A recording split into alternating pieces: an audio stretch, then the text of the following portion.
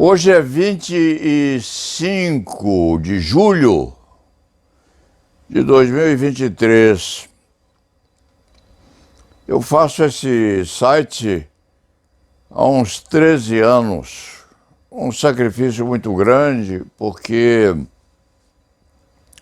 é difícil, há aspectos técnicos, é preciso uma teimosia também enorme. E uma resistência razoabilíssima, porque, afinal de contas, eu tenho 88 anos. Roberto Delmanto faz anos hoje. Um colega excepcional, um penalista de primeira água no país.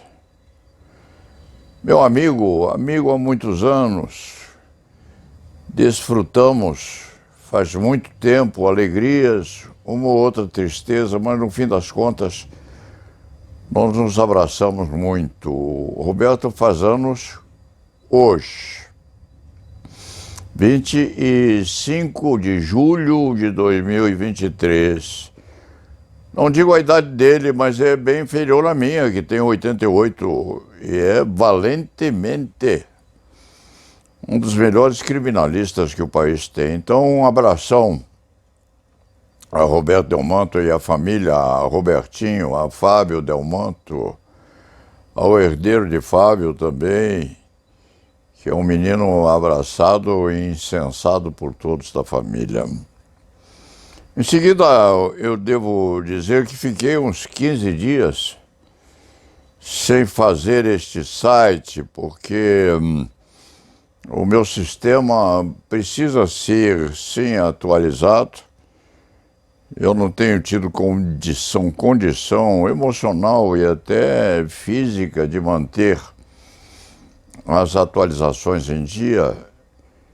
E fico aí há quase um mês sem fazer uma crônica qualquer respeitante a um dos temas mirabolantes que há no mundo. Devo dizer mais alguma coisa. Eu tenho um respeito muito grande pelo jornal O Estado de São Paulo, respeito e afeto, porque há anos eu tinha uma cachorra, havia anos, fica feio, mas vai assim. Eu tinha uma cachorra de nome Biba, de Amendoeira. Morava em casa, uma casa grande e velha. E a cadela fidelíssima levava o Estadão na boca, à beira da minha cama, o jornal O Estado de São Paulo, que eu lia e leio religiosamente.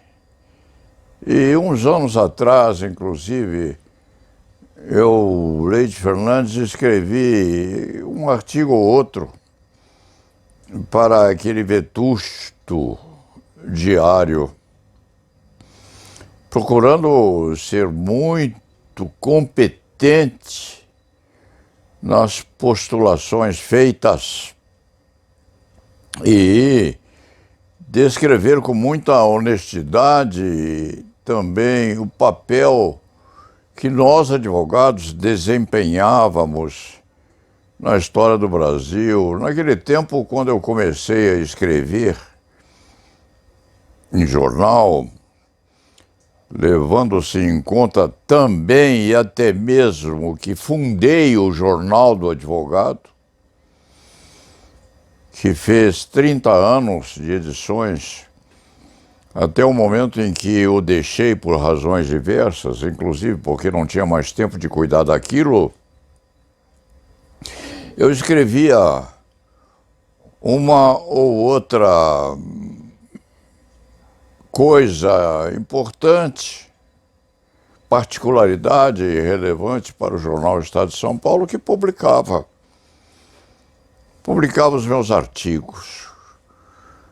Parei de escrever também porque Era difícil, dava trabalho igualmente, acentuadamente, sacrificadamente. E, de repente, resolvi escrever uma ou outra crônica sobre problemas, inclusive, havidos na advocacia, com 1 milhão e pouco de advogados exercendo sacrificadamente a profissão no país, à custa também da incúria do Ministério da Educação, que não fiscalizava suficientemente a pletora de faculdades de direito postas a vigir na nossa nação. Mandei uma ou outra contribuição ao jornal Estado de São Paulo e o jornal não publicou as minhas coisas, divulgando, diga-se de passagem, artigos igualmente relevantes de advogados ilustres, criminalistas bem postos no nosso sistema descricional que o país tem, respeitado, sim. Não lhes digo o nome, mas a grande maioria ou a universalidade deles, mais seletamente vivente que eu, porque é difícil um criminalista com idade superior à minha, 88 anos e com razoável lucidez. Como é?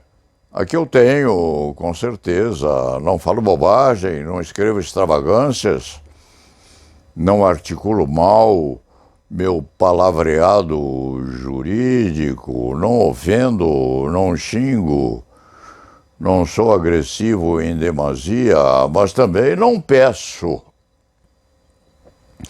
suntuosamente ou sibilinamente que publiquem as minhas coisas. Publicam-nas se elas forem válidas, mas se forem válidas, eu esperava que publicassem uma e outra, ou uma ou outra. Peculiaridade que o jornal Estado de São Paulo não tem adicionado ao seu costume, nem diário, nem semanal, nem mensal. Simplesmente não o publicam. Não publicam minhas coisas. E não dizem por que não o fazem. Simplesmente esquecem.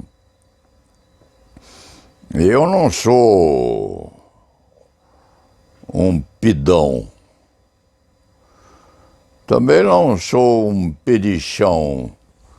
Também não me considero excepcional. Também não digo que sou o vernáculo particular da política brasileira. Já fui um homem mais de esquerda.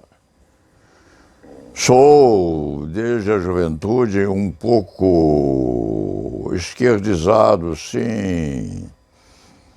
Defendi a OAB e muito advogado preso ilicitamente durante a ditadura inteira. Escondi Cid Vieira de Souza quando a ditadura foi atrás dele. Precisei esconder-me também um pouco, sem grande glória, porque o escondimento político hoje é havido como uma condecoração a ser posta no peito dos causídicos. Não, fiz o meu trabalho, 60 e poucos anos de advocacia criminal, uma pilha de placas de prata, não constituem nenhum endeusamento, porque errar é humano. Eu tenho as minhas perebas, sim, procurando bem, todo mundo tem pereba, só a bailarina que não tem.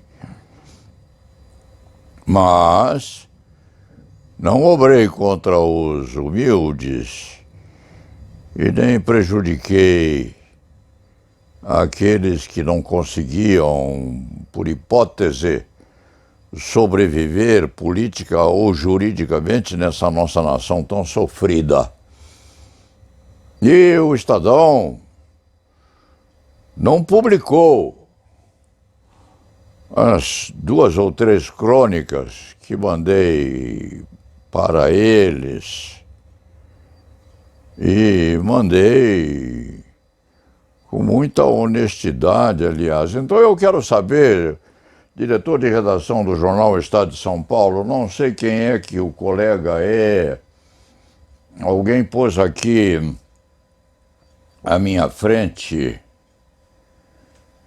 o nome ou a especificação de quem está na diretoria. Sim, sei que uma das pessoas-chave é Francisco Mesquita Neto, que é, segundo se diz, presidente desse diário tão considerado. Devo dizer e repetir que durante anos Biba de Amendoeira me trouxe aquele jornal à esquina do meu leito. E o meu café da manhã, para que não façam um trocadilho feio, o meu café matinal era degustado com a leitura do jornal e com a Biba sentadinha esperando a recompensa. E devo dizer também, caríssimo presidente do jornal do Grupo Estado de São Paulo, Francisco Mesquita Neto, se não for o eminentíssimo presidente, que seja outro, mas devo dizer que nunca mais, se isto continuar assim, vou ler vocês. Porque entendo que esse desconhecimento é mais do que uma falta de atenção. É desprezo, a não ser que alguém não goste de mim, ou que eu tenha algum defeito que eu mesmo desconheça. Porque Dionis Tamato Leite Fernandes, que divide comigo essa vivência há uns 40 e poucos anos, depois que Babete morreu, Johnny disse: Paulo Sérgio, você tem algumas qualidades. Entre as qualidades que eu tenho hoje, caríssimo presidente do jornal Estado de São Paulo, está aquela de não precisar mentir mais, não. Discutir ou disputar comigo hoje é muito difícil, porque não escondo meus defeitos. E também, embora não tenha a língua solta, não tenho mais receio de coisa alguma. Então, devo dizer, com as coisas que eu tenho aqui, com aqueles abraços que tenho recebido na minha vida, eu sou grande oficial da Honorífica Ordem Acadêmica de São Francisco. Dizem que a Honorável Ordem Acadêmica de São Francisco é um pendão da Burschenschaft. Os formados lá, os mais antigos, os sobreviventes, sabem o que isso significa. Eu não me formei lá. Formei-me em 1959 na Faculdade Católica de Direito de Santos. Cinquentenária hoje, honrada, mas não sou formado na Faculdade de Direito do Largo de São Francisco. E recebi essa honraria de grande oficial daquilo que se diz ser a bucha, a quem diga que não é, a quem diga que é, mas eu recebi essa honraria com muita veneração. Deram-me lá nos idos de 1900 e nada uma comenda maçônica, a grande loja maçônica do estado de São Paulo que está aqui. Sou comendador da maçonaria e não sou maçom, porque entendiam que fui uma criatura benfeitora de uma classe qualquer de injustiçados nesse nosso país. Fui curador, um deles, do Hospital do Câncer. Hoje, uma gigantesca instituição de beneficência, ou beneficência, para dizer melhor. Fui, dei o meu trabalho, o meu esforço, escrevo livros jurídicos, sou mencionado em 5 ou 6 acórdãos do Supremo Tribunal Federal como sendo um dogmata. E devo confessar a todos os que me escutam, que me veem ou que sabem de mim, devo confessar que nem pós-graduação em Direito eu tenho. Sou um rabulão, um criminalista que de competência tem apenas 64 anos de devoção à análise dos problemas jurídicos havidos por aí e sobrevivendo. Com humildade, sim. Com orgulho apenas de nunca ter feito ou havido algum comportamento inadequado no sentido de ofensa àqueles caseados que precisam ou precisaram de mim. Então, meu caro presidente do jornal O Estado de São Paulo, cujo nome Francisco Mesquita Neto é pessoa-chave no grupo Estado de São Paulo. Ou você não sabe quem sou, ou não quer saber, ou sou indiferente demais para que queira saber de mim, ou alguém aí dentro não gosta de mim, ou alguém aí dentro entende que eu escrevo mal, que uso mal o vernáculo, que utilizo a crase com imperfeição, ou que não conheço a sintaxe o suficiente para poder merecer constar de um outro artiguete. Num dos dias em que há muitos e muitos anos esse jornal ponteia nas ruas, nos endereços desta capital. E nos dias em que esse diário, carregado pela boca de Biba de Amendoeira, chegava docilmente para que eu pudesse ver ou ouvir as novidades do dia. Pense nisso, ou então não pense. Ou quem sabe isso nem chegue aos seus ouvidos, caríssimo presidente do Grupo Estado de São Paulo. A mim tanto faz também. Mas não costumo ficar com as coisas engolhadas na garganta. Fica posto isso àqueles que me veem, que me ouvem. Tenho aí uns 3.000 acessos por dia, há muitos anos. Contento-me com isso. De alguma forma, Biba de Amendoeira fica sem a recompensa da manhã e sem o pedacinho de pão que recebe em compensação por aquilo que faz. Essas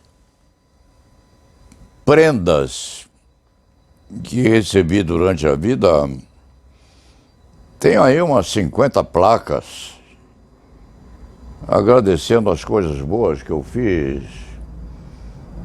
As perebas eu escondo, evidentemente, porque os defeitos nós não costumamos oferecer. Termino esse pedaço da crônica acentuando que, se for preciso, mostro os meus defeitos também publicamente, porque nunca traí meus amigos e nunca furtei ou agi mal em relação àqueles menos favorecidos pela sorte ou pelo destino. O resto é resto.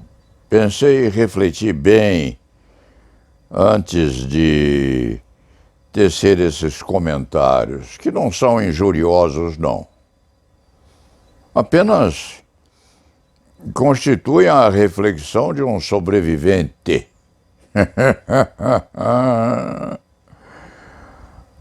Uma testemunha daquilo que se passou na nossa nação quando muitos nem nascidos eram, e conservando ainda uma memória bem lúcida daquilo que se passou na nossa nação. Fica bem exposto esse período da minha crônica. E, respeitantemente a isso tudo, o jornal Estado de São Paulo tem, ou havia posto a publicidade, aspectos muito interessantes a este sobrevivente. Por exemplo, quanto tempo vivíamos? Quanto tempo estamos a sobreviver? E qual é a expectativa de vida futura?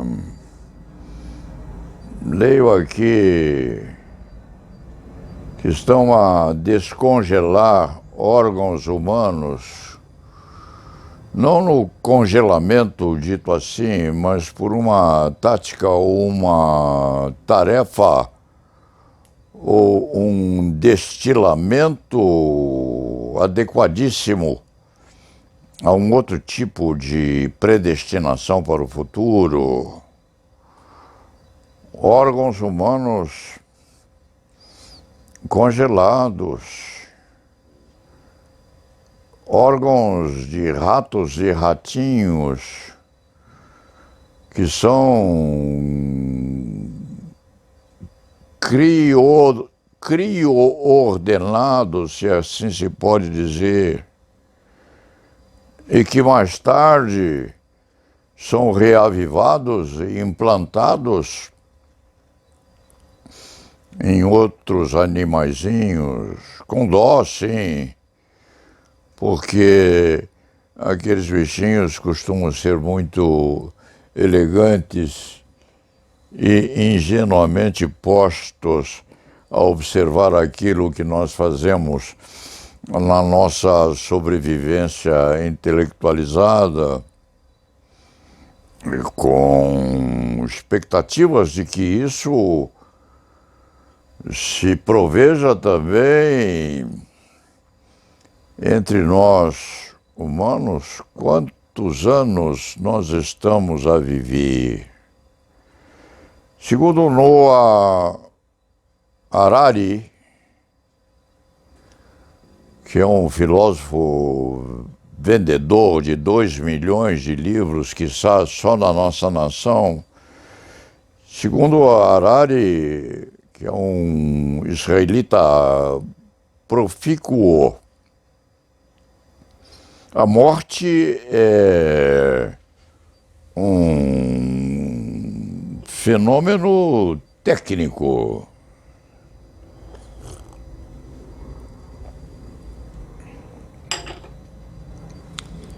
Superadas as dificuldades técnicas, é possível que a criatura, no futuro que vem por aí, ressuscite. Isso nos dá uma sensação muito extravagante, porque, se a memória do Paulo Sérgio não falha, na leitura da Bíblia ou das Escrituras, Cristo ressuscitou no terceiro dia. Foi, segundo se admite, o único a privar desse prodígio ou desse milagre, porque no terceiro dia estava de volta à vida, incumpridando ou não comprometendo a visão profética, Pai, Filho e Espírito Santo. Então, nós estamos a produzir embriões humanos com dispensa do espermatozoide e do óvulo. Criando-se um projeto de ser humano concebido. E o Paulo Sérgio vai ser também muito elegante na sua afirmativa, concebido sem pecado. Concebido sem a união entre o óvulo e o espermatozoide, células troncos submetidas a um tipo de manipulação que o Paulo Sérgio com certeza não sabe como expressar ou identificar. Enfim, em tese, somos aptos a num futuro qualquer conseguirmos fazer gente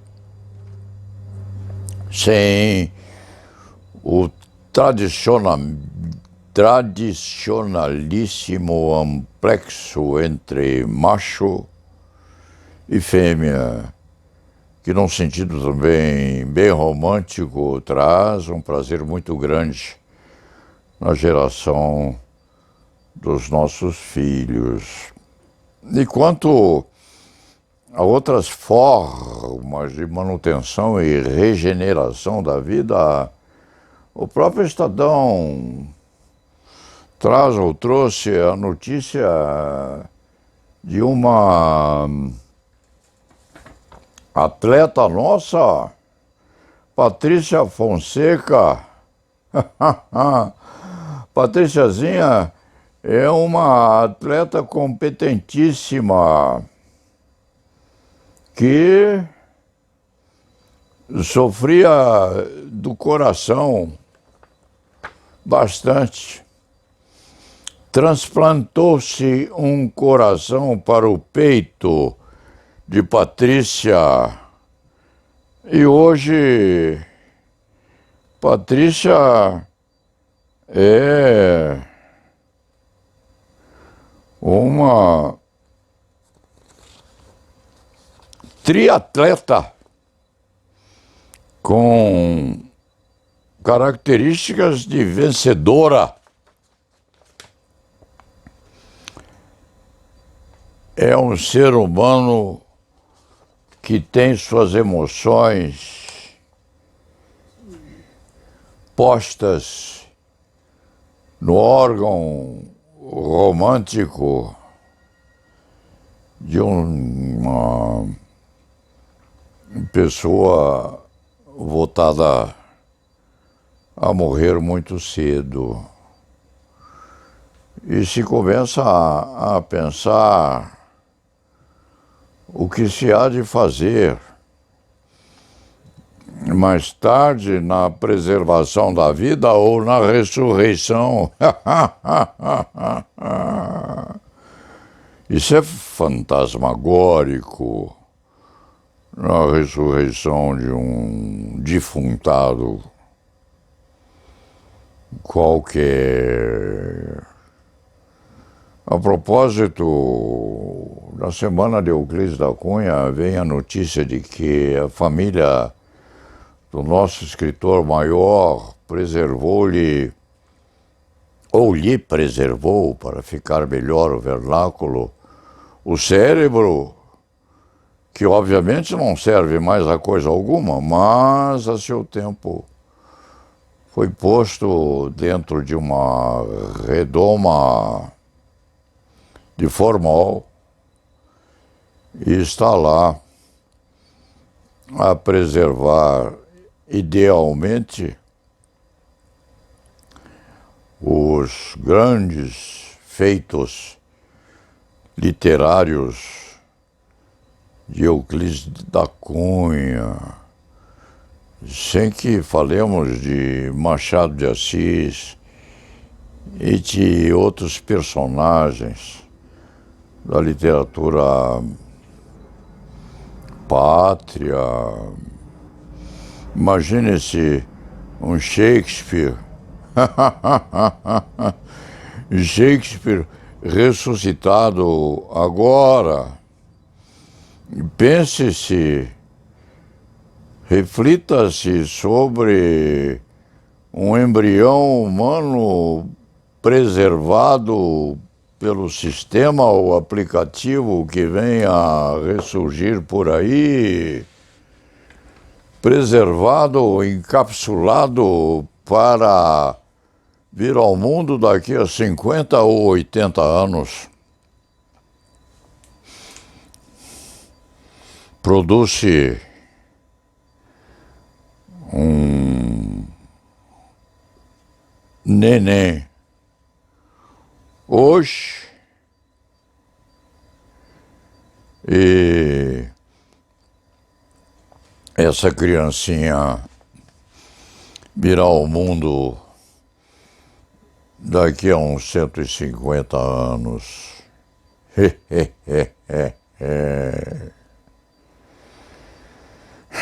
O que virá depois? Como as coisas nesse nosso mundo de Deus, onde surgir a exame da humanidade, está aqui, cientistas congelam, descongelam e transplantam o rim congelado de rato pela primeira vez. Quando se diz que as coisas começaram a ser criadas, já foram produzidas há muito tempo e estão fechadas entre as alcovas e cortinas dos laboratórios postos a existir nesse nosso mundo grandiloquente. Então, o Paulo Sérgio hoje recomeça as suas crônicas deixadas em ralenti durante esses 15 dias. O Hospital Espanhol usa robô em transplante de pulmão. Células revividas de porcos mortos podem mudar rumo dos transplantes. Uma equipe de cientistas da Universidade de Minnesota, nos Estados Unidos, congelou e descongelou rins de ratos para preservá-los e utilizá-los em transplantes de órgãos entre roedores. Patrícia, que é uma nossa triatleta, corre e bicicleteia com o coraçãozinho batendo no peito que não era seu, foi apropriado a poder das maravilhas da nossa cientificologia. Estamos assim. Então, Leite Fernandes fecha esta crônica hoje. Vai tentar encontrar uma foto de Biba de amendoeira com o Estadão na boca, levando à beira do leito deste hoje muito antigo cronista da ciência jurídica brasileira, citado em 6 acórdãos do Supremo Tribunal Federal, uma citação pequena, mas quem sabe demonstração de afeto dos ministros do Supremo Tribunal Federal que estão lá ainda, com os quais o Leite Fernandes não tem a mínima relação de intimidade, mas que se lembraram de que o Leite Fernandes é merecedor de alguma citação pequena, seja num acórdão do Supremo Tribunal Federal, seja mesmo no Diário Estado de São Paulo. Então fica esta reflexão que mistura uma porção de peculiaridades, repetindo-se sem rebarbação, se é que a expressão existe sim, ou rebarbamento, ou sem locução rebarbativa, repetindo-se que esta crônica não diz com nenhum orgulho ou nenhum supramerecimento deste velho marinheiro da advocacia criminal, que no fim das contas está no 3º terço de existência, além do horizonte azul normal, porque a grande maioria aos 88 anos ou se põe babando pelas escaras, não escadas, escaras, ou balbuciando, ou estão preservados nos túmulos que a família lhes põe para não serem esquecidos. Não é por orgulho, não. É por uma consideração muito razoável, presidente do jornal Estado de São Paulo. Pense nisso. Se quando não tiver a consideração ou ciência daquilo que o Leite Fernandes está a dizer, nem há de chegar a ser consciente do que eu estou dizendo, mas se dissessem alguma coisa a meu respeito, eu gostaria de saber o que era, até para desprezamento.